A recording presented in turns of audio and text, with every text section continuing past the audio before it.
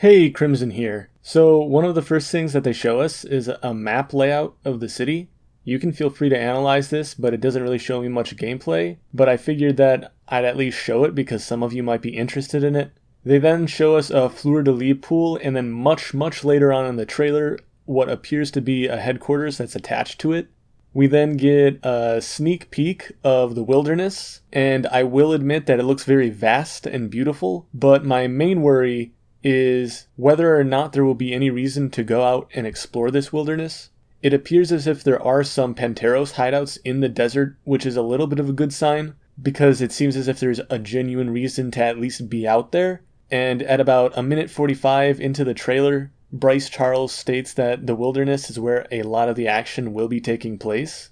I noticed that some NPCs have idle animations.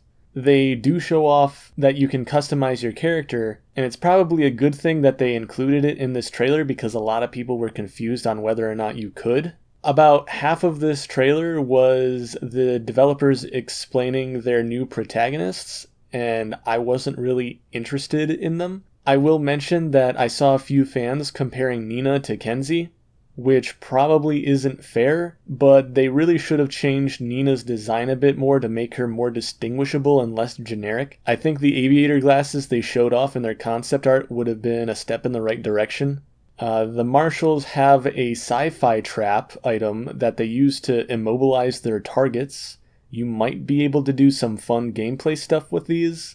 I'm definitely not as upset as other people about the sci-fi elements in the new Saints Row. In a way, I almost expected it a little bit. As for the Panteros, the Wolverine claws exist. They were a bit hard to see in the previous trailer. I think that the Wolverine claws are a cool idea.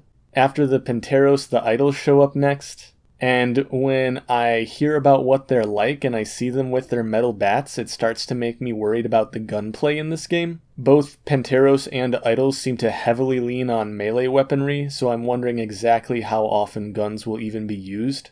Then they show off a small clip of the boss delivering what appears to be radioactive cargo from one point to another. This is the type of stuff I'm genuinely interested in, but there's only a few seconds of this gameplay, so I can't really take too much away from this. My final thoughts on this trailer is that it was average. I'm sure that if this wasn't a Saints Row game, people would probably be excited about it. Other than that, I don't have much else to say. I hope you enjoyed the video, and I hope to see you all in the next one.